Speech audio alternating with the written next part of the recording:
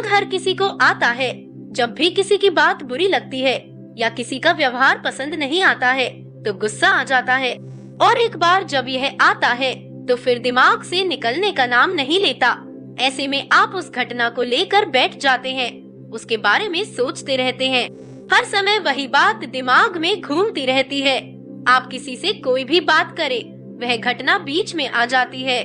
ऐसे में आप न चाहते हुए भी उस बारे में बात करने लगते हैं, उसकी शिकायत करने लगते हैं।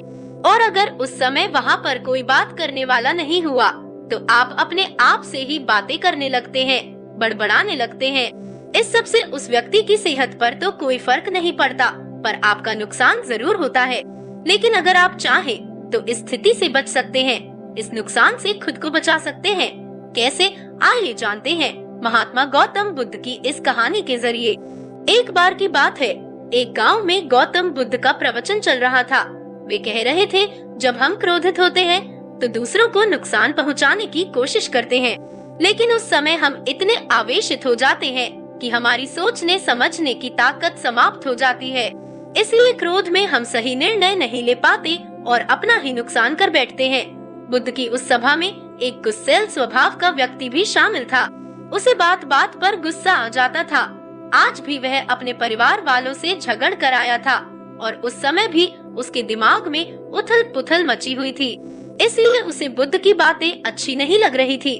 उसे लग रहा था कि जैसे बुद्ध उसे डांट रहे हो, सबके सामने उसकी बेइज्जती कर रहे हो। इससे उस व्यक्ति का क्रोध भड़क गया। वह अपनी जगह से उठा और बुद्ध के पास जा पहुंचा। इससे पहले कि कोई कुछ समझता, उसने बुद्ध के मुंह पर थूक दिया। यह देखकर वहां मौजूद लोग भड़क उठे और उस व्यक्ति के बारे में बुरा भला कहने लगे। लेकिन बुद्ध अभी भी अपनी जगह पर शांत बैठे हुए थे। उन्होंने अपना चेहरा पोंछा और बोले, क्या बात है वत्स, तुम्हें कुछ कहना है? उस व्यक्ति ने बुद्ध की बात का कोई जवाब नहीं दिया। वह बिना कुछ कहे वहां से चला गया। यह देखकर एक व्यक्ति से नहीं रहा गया। उसने बुद्ध से पूछा, माना, उस मूर्ख व्यक्ति ने आपका अपमान किया और आपने उसे कुछ नहीं कहा। उसकी बात सुनकर बुद्ध धीरे से मुस्कुराए और फिर बोले, तो मना के शायद उस व्यक्ति का चेहरा नहीं देखा। वह बहुत परेशान लग रहा था। मुझे लगता है कि वह किसी चिंता में घिरा हुआ था, इसलिए ऐसे व्यक्ति परेशान व्यक्ति को क्या दोष देना। बुद्ध पर थूकने वाला व्यक्ति सभा से उठने के बाद अपने घर चला गया। वह दिन भर बेचैन रहा। उसे अपनी करनी पर पछतावा होता रहा। रात में भी वह सो नहीं पाया और बेचैनी में इधर उधर करवट बदलता रहा। अगले दिन वह फिर से बुद्ध की सभा में गया। वहां पहुंचते ही वह बुद्ध के चरणों में गिर पड़ा और रोने लगा। यह देखकर बुद्ध ने पूछा, क्या हुआ वत्स, तुम क्यों रो रहे हो?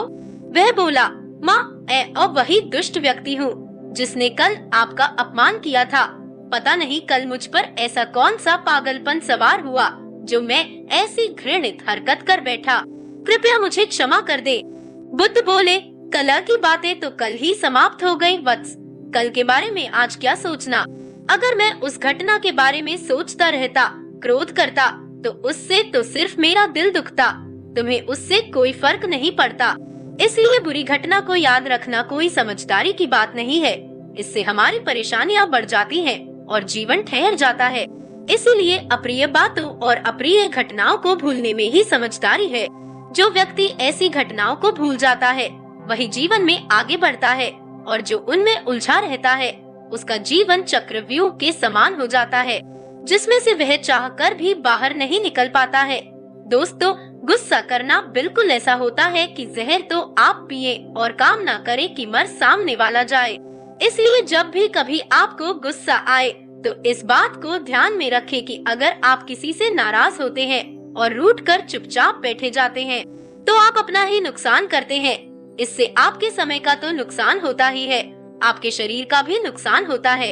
इसलिए अप्रिय बातों और अप्रिय घटनाओं को लेकर बैठना कोई हल नहीं है।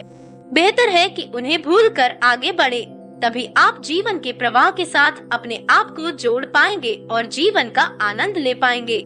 हम में से ज्यादातर लोग यही समझते हैं कि हमारे दुखों का कारण कोई दूसरा व्यक्ति है, और जब हम ऐसा मानते हैं तो हम अपने स्वनियंत्रण की कमी और अक्षमता को अनदेखा कर रहे होते हैं।